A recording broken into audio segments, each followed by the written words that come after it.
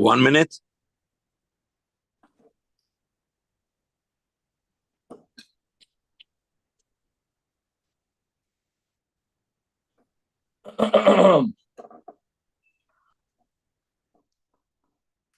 Good morning. With the help of Hashem, we are learning Yerushalmi Demai, Pei Gimel, Halacha Aleph, and Halacha Beis. We're going to be learning today Daf Chav Vav.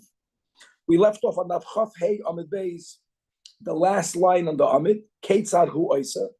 We just came off the Gemara quoting two brises, and the topic there was, first of all, when you had Amaratzim that had dough, they all removed challah as they all removed truma gedola, but being that they are presumed to be in a state of tuma and midrabanan, indeed they have a tuma, which means the dough that they will make will also become tamei. Challah ideally should be eaten by the kahanim, so they would hire kahanim chaveim to knead their dough. They would take precautions that prior to the involvement of the Chaverim Kohanim, their dough, which came from grains that did not become susceptible to becoming tummy, would indeed not become tummy, and that would be their resolution. Question is, on the Shemitah here, where we suspected these Amaratzim to partake in Svichei Shvi'is, which means that if grain grew by itself on the Shemitah here, there's really a machlokes between the Chachamim and Abba Kiva. That's what we spoke out yesterday. And even though the halach is like the Chachamim, so we always speak out Shitas Chachamim that Svichei Shvius is also midrabanan, and that does not include fruits. That includes items that need normally to be planted for them to grow, and they only grow ones, which are grains, legumes, and vegetables. Even if they grew on their own, that's the definition of Svichim midrabanan. It's also to be consumed gezeira, that a person who's not careful in the laws of Shemitah will plant it and take it and claim it grew by itself. And actually, Rabbi Kiva holds that it's also mitam lav, it's an isur d'oraisa. Nevertheless, having challah, having bread without challah removed, which we would call that tevel, not only is it l'kula alma isur d'oraisa, but it's under the penalty of misa b'dei shamayim. So here's the issue. If a chaver is going to remove the challah, resolving the issue with challah tohira, the person later would feel, okay, my dough is not tevel. I'm going to go and consume it, even though this person might be violating either the Rabbi Kiva and isur d'oraisa, or Chachamim and isur d'rabanan. The question is, do we do that service for him? So we had a machlokes between Tanoim, and one brayse held that we do that, because at least the person won't eat that which is prohibited under the penalty of misa b'dei shamayim, which is tevel, dough that did not have challah removed, and you're helping that person by not violating that isur. The person will violate a lower isur. Well, better a lower than a worse. What we did not focus on is that the challah that the chaver removed is tohoira, but that challah also may not be eaten. Why not? Because that challah is svichei shvi'is, which is either asur the rabbanan or the Rabbi Kiva asur d'oraisa.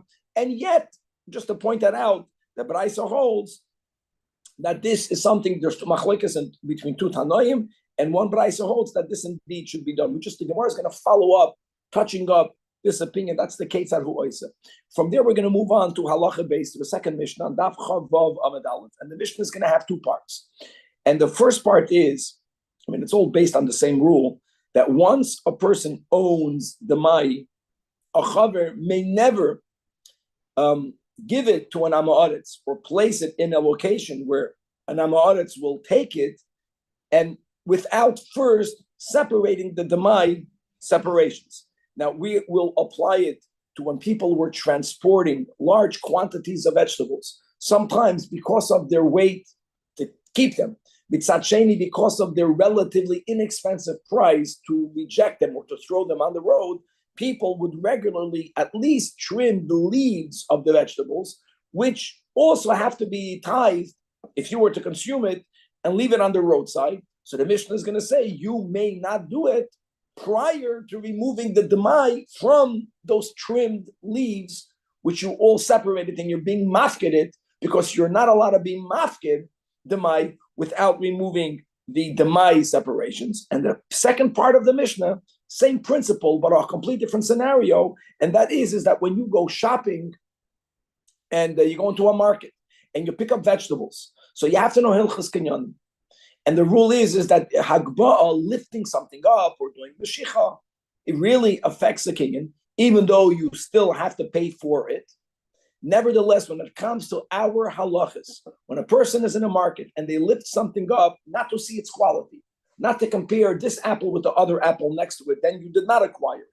But if when you lifted it up, you are going to be taking it, then you acquired it enough that if you were to change your mind, listen to this, you didn't pay for it yet, and you're going to say, you know what, I'm not taking it. You're not allowed to put it back down if you are a chaver. And the ideal is Kol Yisrael Chaverim for the same rule, because now that you picked it up and you acquired it, now you own Demai. You are not allowed to put it back down prior to removing the Demai separations, which is going to incur a certain financial loss. In other words, if you're the shopkeeper and I'm the client, I can't pick it up with the intent to acquire it and then change my mind and then separate the Demai separations and put it back down, because I cannot do that to you. You had 10 apples and now I removed one from my sasheni. So that one I will have to pay for, which will be a gavaldik halacha. Now what we will do, sorry, even though you haven't paid for it, it's even still though you yours haven't because paid of it. Amazing. Yes. At least we're getting people excited over here. That's right. Now we had on Daf Chav Gimel, really Daf Chav Beis, Daf Chav Gimel, we had on Pedig Beis halacha hey. Just to quickly remind ourselves, we had a rule, and that rule is, and that's going to be connected to the Gemara is going to connect it to the first part of our Mishnah.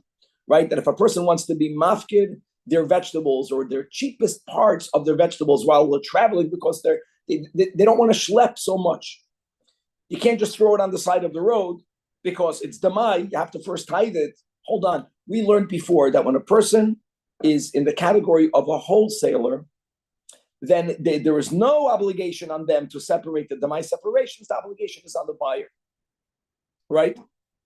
A retailer, a chenveni, who sells small amounts, midagasa, midadaka, they are the ones that have to separate the tumas meiser and the meiser sheni. On that, we had a machlokes between Avmeir and the Chachamim. On that, we had two versions as to who said what.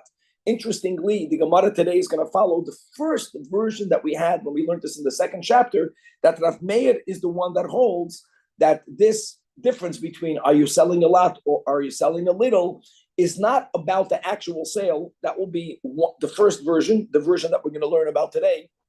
Rav Meir is the one that holds that we look at the professional, that the wholesaler is the one, since he usually sells midagasa, he is exempt from separating the demai separations. The chenveni, who usually sells little bits at a time, he is the one that has to separate the demai separations. It's on the seller, no matter how they are de facto selling it. And the Chachamim hold the opposite opinion. We're gonna see how that's gonna be connected to the first part of the Mishnah, and then we're gonna repeat another machlokes that we already learned. B'negei Rav Meir and Rabbi Yossi. It's a machlokes that really we have in Masechtas Nazir regarding this principle of hefker, that when a person declares something ownerless and they actually put it down out there on the street, from when is it no longer the property of the mafkir? Machlokes Rav Meir and Rabbi Yossi. Rav Meir holds that it leaves the property of the original owner right away, even prior to the finder acquiring it, picking it up. Rav Yossi holds no, that even after you're mafkir something, it's still yours. Alama, anyone now has the right to take it. When they take it, they acquire it, which means from when the finder finds it, then does the original owner, so to say, disown it. And again, we will see how that will be relevant to the topic, to the first part of the Mishnah, right? B'negeya, a person being mafkir vegetables while they're traveling to lighten their load. That will be more or less the synopsis of Daf Chavav. We are beginning on Daf Chafei Amid Beis, all the way in the bottom of the Amid. The Gemara is going to be finalizing, tying the loose ends of the Braisa that holds that the challah separating service should be performed for people that are still nebach eating sfichei shvi'is. And Ketzar Hoisa means that, yes, you, according to this version, you're helping the Jew who's not yet fully observant, at least be partially observant, at least not violate an Isser that carries the penalty of Misa B'dei Shamayim. And why did he hire you? Because you're a Chavit, because the Challah will be Tohira. But what don't think that the kohen can eat it. No, because if we are chayish, as we should be, that the grains of someone who's not careful with sfichei shvius is indeed sfichei shvius, so how can a kohen eat it? It can be tohira, but you're not allowed to eat sfichei shvius. But Rabbi Akiva midoiraisa l'Rabbanan and the Chachamim, rabbinically, you're not allowed to do it. Okay, so daf chav vav amud aleph. So Amar Rav Chuna says Rav Chuna, I'll tell you what you do. You remove the challah. At least it's being removed by a chaver, so it's tohira. And maybe kohen chashud. We're going to follow this girsa. Umadbil or umadbiloi, umachiloloi. Wow, you bring a kohen that's chashud to eat shemitah. Now, a kohen that's chashud to eat shemitah is in the category of an amaretz. The chapari say a person who's an amaretz is rabbinically in a state of tumah. The challah was tohira because the chaver removed it. A kohen chaver will never eat it. You can't eat something that might be sfichei shvius. But when you have a person who anyways is eating sfichei shvius, now we don't know for sure that it's sfichei shvius. We suspect that it is because it came from an amaretz. So you give it to a kohen who's an amaretz, who's anyways eating sfichei shvius. How can you give to a kohen amaretz sfichei challah? It's challah, perhaps from sfichem.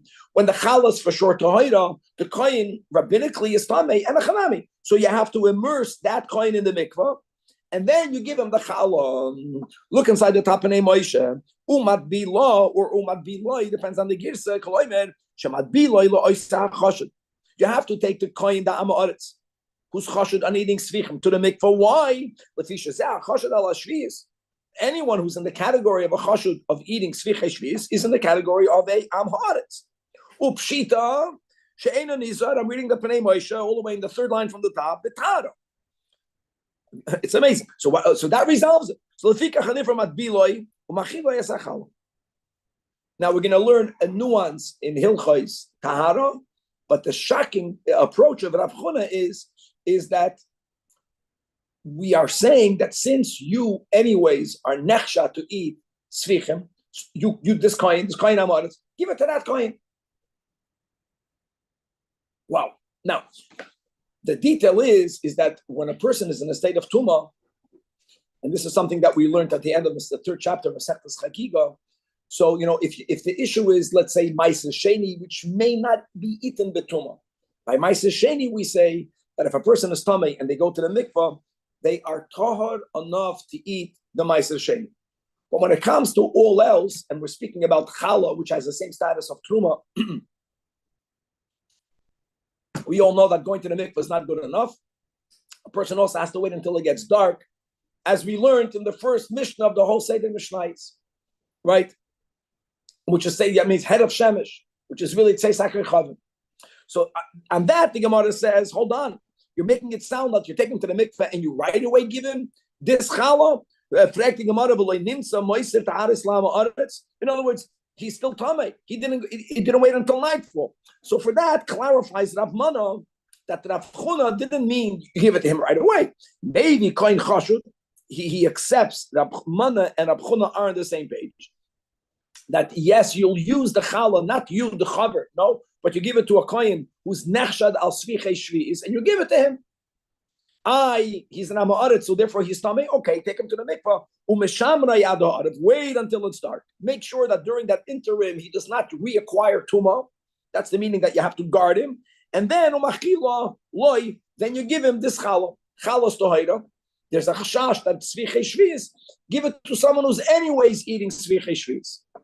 And here comes the obvious question on the approach of Rav Chuna and Rav Mana. Imagine if someone were to tell you, if a Reuven has, let's say, a Yain Stam, well, and if he has a Yid, his friend Shimon, who Nebuch is not yet adhering to the laws of Kashrus, and he's drinking a Yain Stam, would anyone ever say, okay, Reuven, you can give it to him? Anyways, he doesn't keep Kashrus. Who thinks that way? What do you mean? And here it's Meduyak. We're not using the words Lifnei Iver Loisitin Michshul, as we just recently spoke out, Chitas HaToisvus.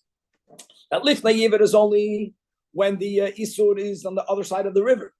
right? So the Nazir cannot have wine. He will not have wine unless you give it to him. Because there's no wine available. That's lifnei iver. When there's wine available, even though you're not allowed to give it to him, but that is a lesser category of a prohibition. It's not under the umbrella of lifnei iver, but you're being misayeya or machzik yad oivri aveda that you may never do. So what do you mean you give it to someone who anyways is eating svichim? Well, that Yid has to do tshuva. What you need to do is to inspire that Jew to eat kosher, not to say, well, I have something that's problematic with kashrus, so I'll give it to a Jew who anyways is not eating kosher. I mean, you have such a shita, Rab Chuna and Rav Mana, but because of this kasha, Rab Shimon bar Karsana, in the name of Rav Acha, rejects it. And he says, that's the whole point of the Braisa. That's the Chiddush. You have an Amoritz. Not only is he eating svichim, but if you will not remove the challah, this guy, and he already knows not to separate challah because he was told, now you're going to separate challah, you're going to make it tomato. He has no. If you're not going to help him separate challah, he might violate the isur chamor of having tevel. Tevel means, in this case, not tevel that it has trumas umaisis. I just want to make that clear because produce that grew on the Shemitah year is exempt from trumas umaisis. Tevel meaning you didn't separate challah. And it's also midoiraisa to eat it, and there's a misamidei shamayim. So the Braisa is saying, let a chaver go ahead, who start separate the challah. You resolve the dough. The Jew, might now eat the remnants, the leftovers, which is the majority of it, because he feels like it was nisukan, and it's fichem. This Braisa holds better the lesser sin than the graver sin. You helped him.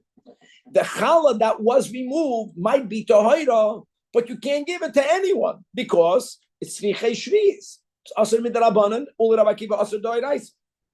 Now, normally, when you have challah or truma that is problematic, you burn it. You can't burn it because it's tohira. So what do you do? Nishamra ad erev Pesach v'sarfa. I mean, this is bona fide chametz. We're speaking about dough. You wait. Now, if it becomes tamei, then you can burn it before erev Pesach. But as is the rule that even challah or truma, which means items that have a kedusha, which may not be burnt if they're tahira, if they are chametz, they have to be burnt because of the obligation of tashbisu, which is gavaldik. I think, guys, this is however you want to look at it. This Rab Chuna and this Rav Mana, I don't know. I would be surprised if we have such an opinion in the Babli. That you're saying even midrabanan, you have something that's also midrabanan, give it to a Jew that anyways eats midrabanan. It's a fantastical approach, and we have it here. It's all here. Okay, moving on to halacha base, to the second Mishnah in the third chapter. We're going to have two parts of the Mishnah. Second part has two sub-parts, but they're all predicated on the same rule, and that is that a chaver may never give over to the common man the mai if the chaver did not first separate the demai separations. Well, that's a quite simple law, but we will apply it in two cases that each one has a chiddush in it. So, case number one, part number one, horoitza lachazoim ale yorak. The word lachazoim we will attach then as trimming. If a person would like to trim the leaves of vegetables, lahakal mimasoi. Now, the leaves of vegetables are leaves that are edible, and therefore, demai, they have to have the demai separations removed from it. This person will not end up eating it because it's very inexpensive. So, well, you can schlep it with you, or you can push it, throw it on the roadside. And because of the heaviness of this guy's bundle, he would like to trim and to throw it on the roadside, not to have to schlep it. So says the Mishnah, well, if you bought it from an Amoritz, it's demai, even though you're not eating it, even though you're not selling it, even though you're not giving it to anyone, you're just making it hefker. You're throwing it on the roadside. Nevertheless, lo yashlich ache ya'aser. Okay. Now, a couple of details over here. Many people already heard, we learned many times the words together, chevra, that hefker is exempt, even midoiraisa, from all trumas umaisas. So what are you coming to me over here, Dan, with there's an issue with demai? If you're being mafker, doesn't the very fact that something is being made hefker remove the obligations of trumas u'maisvus? And the answer is absolutely not. So we have to remember the basic rules, which is that if a person declared ownerless produce, legumes, fruits, v'chulei, prior to the stage of gemar melacha, prior to the stage where you're chayiv to separate maisvus, yes, now that it's hefker, it becomes exempt, 100%. But once there was already a chalois chiyuv of meiser, and now our case is on the vegetables. By the way, the gemar melacha vegetables is when you bundle them together, when you package them into bundles. That's the gemar melacha. Once something is already under the obligation of being chayiv, you don't have the luxury to say, I'm being mafkerit, and then that's it, and I can wash my hands. No, it doesn't work that way. Once there is a chiyuv, there is a chiyuv. Now here there is an additional novelty. The leaves or the fruit? The additional chiddush is that leaves are very insignificant. We're not speaking about leaves that are inedible. That's not chayiv. The edible leaves, in other words, the person who doesn't want to schlep is being mafkir, the cheapest part of vegetables that to begin with are cheap. So there's very little value in the items that he's leaving on the roadside. One would think that if I am throwing it out, by the way, I'm throwing it out because I know because it weighs, but it also shows that because it's insignificant. Now, maybe that in itself should make it halachically so insignificant that it should be removed from the obligation of meises. We don't say that. You know, there's like two chiddush. Chiddush number one is, remember guys, that once something, that's not a chiddush. Step number one is that once something is mechuyev to be tithed, because there was the gemar melacha, once the vegetables were packaged, don't think that now that it's hefker, it's exempt from meises. Hefker is exempt from meises if it became hefker prior to the gemar melacha. Just remember that. Yeah. Now, here we know that a chaver is not allowed to give, sell produce prior to tithing it of the mine. Get it? Here you're not giving it to anyone. You're making it hefker. So the chiddush number one of the Mishnah then is that even though I'm not giving it to anyone, I'm just throwing it on the roadside, doesn't matter. If I'm a chaver, I'm not allowed to allow something that's not tithed, even only rabbinically, I cannot let it out of my possession.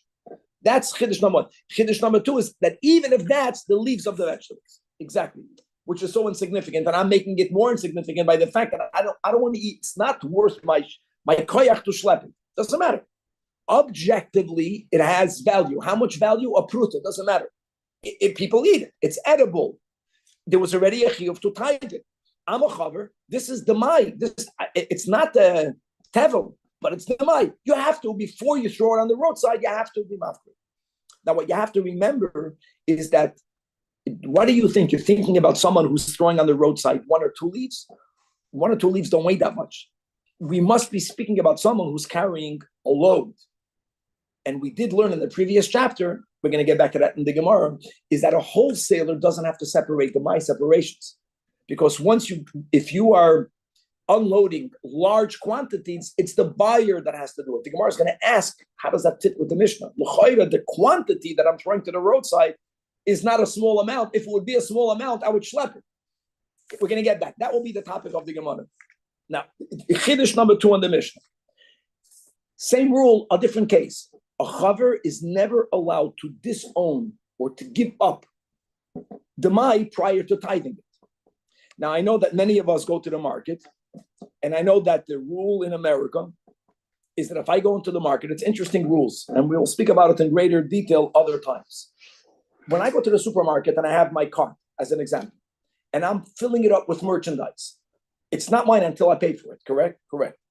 I'm just curious, what were to happen if the market has at least 1 bottle of Advil, and I took it, but I didn't pay for it yet, and Chaim Yankel wants the Advil, can he take it off my cart? You say, can I have that Advil? No, I won't give it there, but if he just takes it. In other words... I'll take it out of your cart. Yeah. It's the last one on the shelf. Yeah, I'm just going to make another... When does the buyer acquire that which he takes in the market? And what we'll see in this Mishnah, and by Kinyanim, there are different steps because there's the kinyan that's affected midoraisa. Then there are certain things that you have to do for it to be final. And there was a phase, if you remember, that if either of them back out, even before money is exchanged, they get a curse for backing out of a deal. We learned about this many times. There are certain points in the sale. It's not on a very simplistic way. Either it's the sellers or it's the buyers. But in a more detailed way, it's a process. And from some point, there's a certain binding obligation between one and the other. And what we will see in this Mishnah is that in the case, for example, if I am buying vegetables in the market, you are the market owner, I'm the purchaser, I'm the buyer. If I pick up products to evaluate them, they're b'chalal not mine. But if I pick up an item with the intent, that's key, of buying it, not only, even though I didn't pay for it, even though I don't even know how much I have to pay for it, because let's say by vegetables, how does it work today? Today you pay by weight. I don't weigh it. It's not just that I picked up the bottle and I knew that it's costing $12.99, and I'm paying for it. Even if I pick up an item and I don't yet know exactly how much this will cost me, I don't know. I didn't even look at the price per pound. If I picked it up b'kavana to acquire it, on some level it belongs to me. And no, another person, for example, will not be able to grab it out of my cart. But you know what that means? It means that if I change my mind, listen to this craziness, a beautiful, beautiful craziness. Shtuz the kedusha. If I change my mind and say, you know what, I'm not buying the apples. I'm a chaver, I'm not allowed to put it back on the shelf. Because it's the mai. I acquired it. I can't put it back on the shelf until I take off the mai separations. Now, I can't just take off the mai separations and put everything back on the shelf. Then I'm doing a worse problem, because I'm taking something that was designated as Meiser Sheni, and the next customer doesn't know that. So I will have to pay for those separations. Love it. Says the Mishnah, when you're buying a vegetable from the market. Now, obviously, we're speaking about the chenvani. If the market owner would have been a chaver, we learned in the previous chapter, the chenvani is not allowed to sell it prior to removing it. It means if you are the shopkeeper, the vegetable market owner, you're a chaver, you won't even put things on the shelf if they wouldn't yet be fully tied. But that's not the case. I'm going into the market of an Amaretz, and let's say I'm a chaver, and I picked up an item with the intent of buying it, and then before paying for it, I put it back down. The nimlach lahachzir, says the Mishnah, I can't do that. I can't just put it back down on the shelf. Lo yachzir ad sheya'asir. Wawawi. She'enoi me'usar ela minyan. Now let's read the Pnei Moshe, how he interprets these words. These are hard words to interpret. She'enoi me'usar, it's in the middle of the medium-sized lines. Hai me'usar, here the word me'usar does not mean what it normally means. You'll break your head. You'll read these words and say, what are we talking about? This word me'usar, for some reason, Rabbeinu HaKadosh is using the same word, but he means mechusar. Chusar means lacking. You already acquired it when you lifted up because your intent was to pay for it, even though you didn't yet pay for it. The word me'usar means mechusar. Ella minyan, you know what minyan means? You only have to find out the number. Only find the number means not only you only have to pay, of course you have to pay. He's saying that even though you don't even know how much it costs. Because when you buy vegetables, like you can pick up a whole package. Let's say they're selling it per piece. Even if I didn't count it, doesn't matter. The fact that I intended to acquire it, I don't know if it's $1 per piece. I don't know if I picked up and I grabbed 9 or 10. Even though I don't know that, I acquired it enough that I'm not allowed to put it back down. To find out, you own it enough that you have to be ma'asid it. Which ma'asidness? The my ma'asidness. Now, the Mishnah says, hold on, not every time you pick up something in the market, it's between you and God. Many times you pick up something in the market. The few times that I go to the market, I don't know, I want to know whether the apple is brown. You pick it up to evaluate. If I pick it up to evaluate it, I did not acquire it at all. If I picked something up, and when I picked it up, I did not yet fully resolve to buy it. Actually, and I see another load of vegetables that looks better. Sometimes you have boxes of apples near each other, and I didn't even evaluate this apple, but the general box here looks less fresh than the general box there.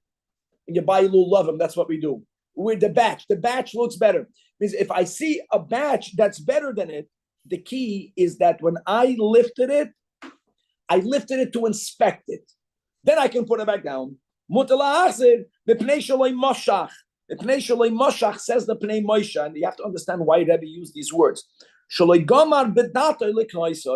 you did not yet resolve. If you resolve to buy it, even though you didn't pay for it, even though you don't even know how much you have to pay, which, by the way, is common today because we're wealthier people. Saying even people that don't really die, how much will it cost? Maybe they'll change their mind. If maybe they'll change their mind, that means they didn't intend to buy it. If a person says, "I'm getting this," you're hoping the bill in the grocery here will be $250 for nothing. And even if it's $300, you're going to pay for it anyways. You're going to buy what you have in your bags. Then you acquired it enough that you may not replace it. Okay, gewaldig. And now let's quickly review what we had in the previous chapter. On Daf Chav Beis, Daf Chav Gimel. Hold on a second. The first case of the Mishnah is when a person is traveling and they're carrying a big load of vegetables. And we're saying it must be a big load of vegetables because if I have a couple of veggies, me cutting off a few leaves, it doesn't help at all. It will be completely insignificant as far as lightening the weight. We're speaking about a person that is probably carrying, 1,000 carrots. And he wants to trim off the top part or something like that. I don't know if it's a good example because I don't think it's edible. And Dan said, you made a good point. Some leaves are not edible. If it's not edible, if it's garbage, there's no chiyuv. We're speaking about even the leaves, like you have lettuce. So the outer leaves are edible, but they're like the most brown or they're not that clean. And many people remove them. So this guy is thinking, I can't schlep all of it. Let me get rid of a lot of the leaves. So he's unburdening himself with a large amount. We learned a large amount in the previous chapter, Daf Chav Gimel. So we're not going to repeat it. So the problem is like this, is that when someone is selling or gifting, or in this case being mafket, mida gasa, remember that? Mida gasa, mida daka. Rule number one is mida gasa, because of there being little profit, the obligation of tithing is on the buyer, on the finder. Now, really, there was a machloikas Rav Meir and the Chachamim in that opinion. And really, there were two versions in Rav Meir and the Chachamim. And we don't get nervous. It's not that complicated. We're going to go with the initial understanding of Rav Meir. The Gemara can work in the other direction around because there is a machloikas. So even though we're quoting Rav Meir, our Gemara is going with the version that Rav Meir is the one that says it doesn't really matter what's actually happening. It only matters how this person usually does it. It's on the professional. So it's only the wholesaler that doesn't have to tithe. Our Mishnah is not speaking about a wholesaler. We're speaking about an individual, even though he's disowning, he's being mafket a large amount, according to this version. The Chachamim are the ones that hold that we look at the actual, what are you doing? Are you selling a lot or are you selling a little? So one might think that our Mishnah cannot follow the Chachamim because the guy that's being mafker is a lot of leaves. If he has a din of a wholesaler, then he shouldn't have to tithe it at all. That's the point the Gemara begins to make. So Amar Rab Lazar, that it must be that our Mishnah only follows Rav Meir. And this is the girsa that Rav Meir follows the usual. We look at what is your profession. This guy has no profession. This guy is a private citizen. He's just schlepping too many vegetables that he can't take the weight, right? Only the wholesaler, the sitoin, was exempted from separating the might. So that would work. Our Mishnah follows Rav Meir, that Rav Meir lo hitiru limker namai elo sitan bovat. What Rabbi Lazar is saying in the reverse, that the Yerushalmi is always in brief, not even saying that our Mishnah cannot follow this version in the Chachamim. According to the Chachamim, I don't care what your profession is. I don't care how you usually sell it. I want to know what's happening right now. What's the actual fact? The Chachamim hold that if someone is disowning, whether it's a gift, whether it's a sale, whether it's hefker, mida gasa, and the presumption is that our Mishnah is speaking about Mida Gasa, like we keep on saying, because if it's a Mida Daka, then why would he throw it on the roadside? What difference would it make? It's a significant amount of leaves that he's throwing away. According to the Chachamim, this person should be exempt, so it's a non-issue. So our Mishnah must follow Rabbi. So holds Rabbi Lazar. And that, turning to the Chavavim and Beis, Amar Rabbi Yochanan, right? Wait, it's always in the Rabbi Yochanan and Rabbi Lazar. These are the two Amoraim. Even though Rabbi Lazar was a Talmud of Rabbi Yochanan, he reached a place where he had the capacity to argue with his Rebbe in learning. So two opinions. Rabbi Yochanan says no, that our Mishnah Divrei Hakolu, it follows everyone, and just now we're going to get nuance. How can it follow everyone? Shan Yohi, our Mishnah is different because we're not speaking about not a gift, not a sale. We're speaking about hefker. How?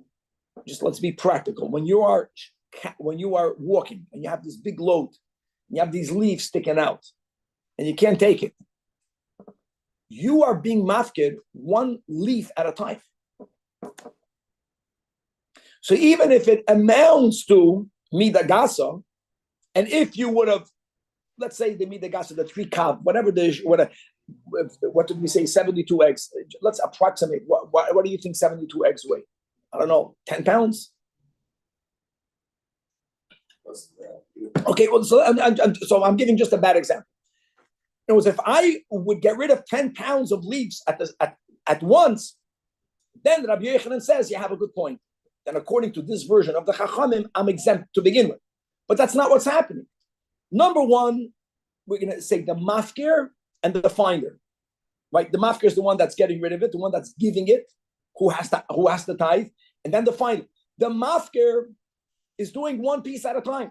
Shani here is different, that that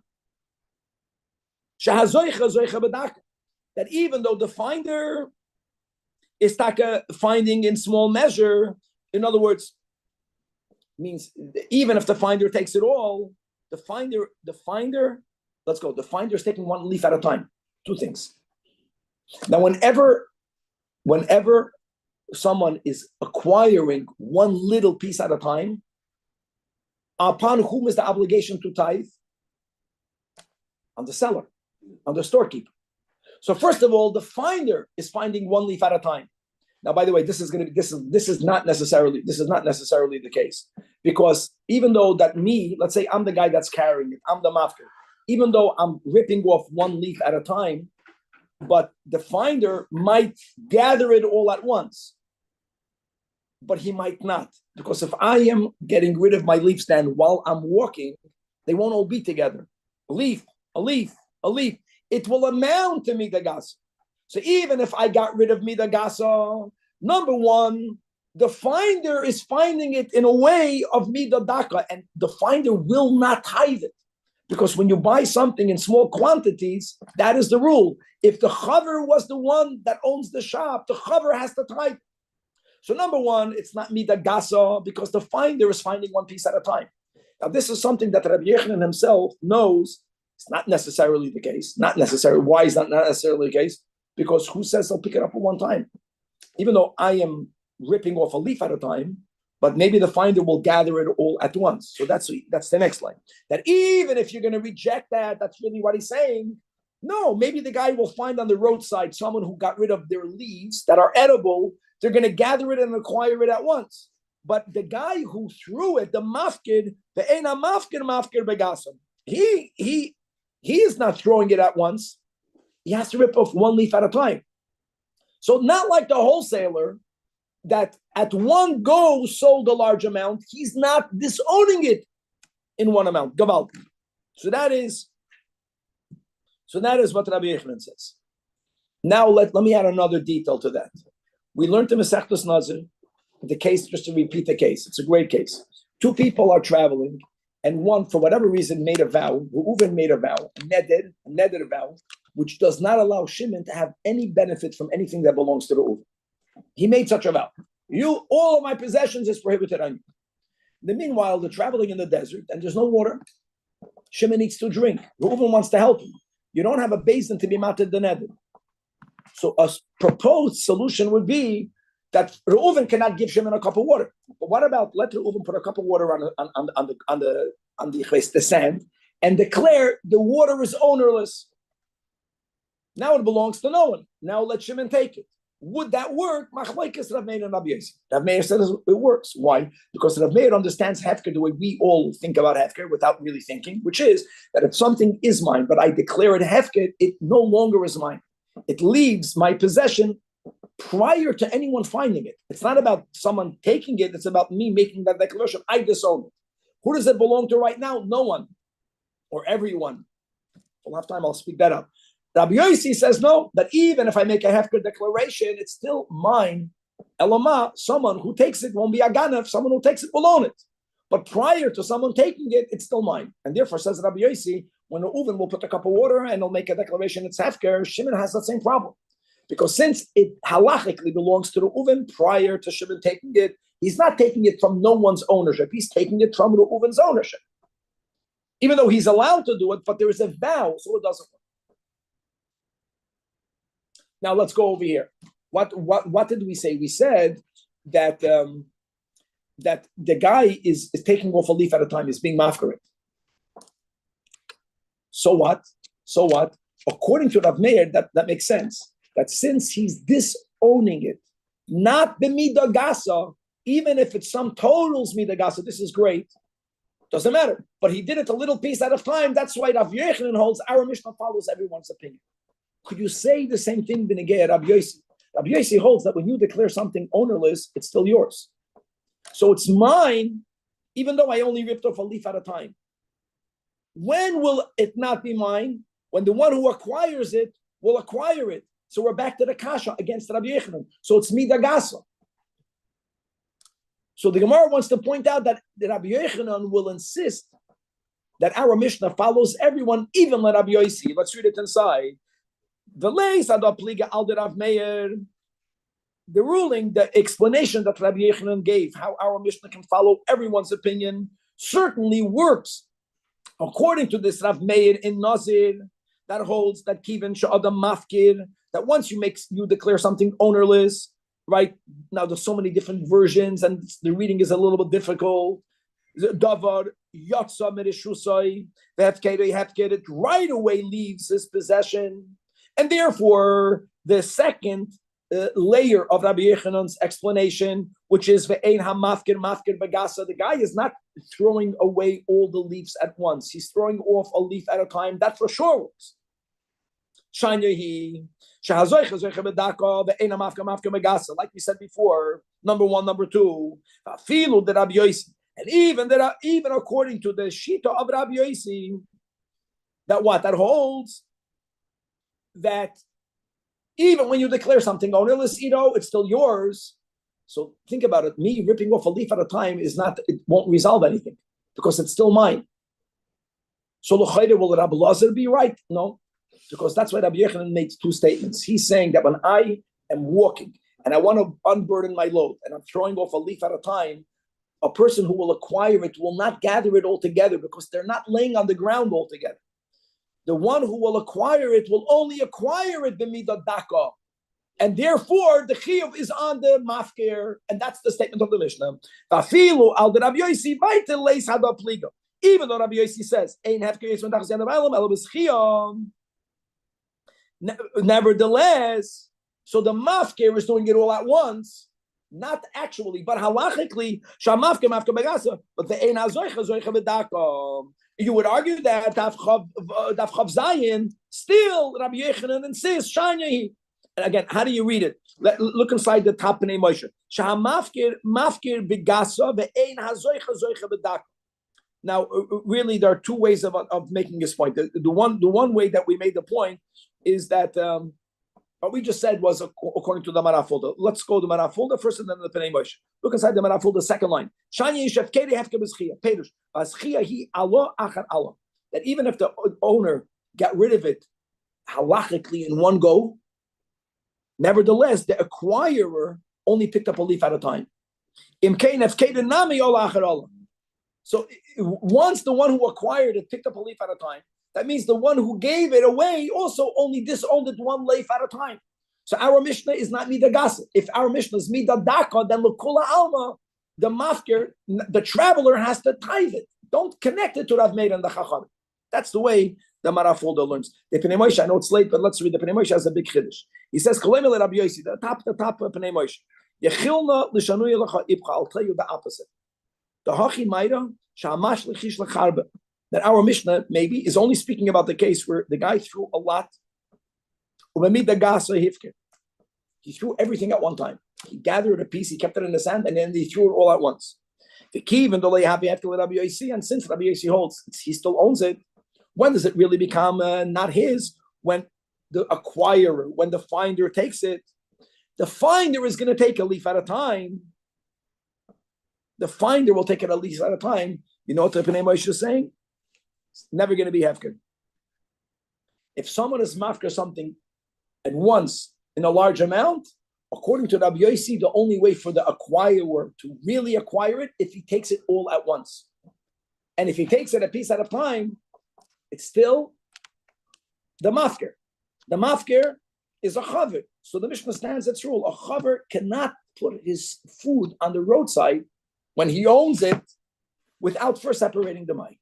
That's the way the Pnei Moshe learns it. But this concludes the explanation of the first part of the Mishnah. And God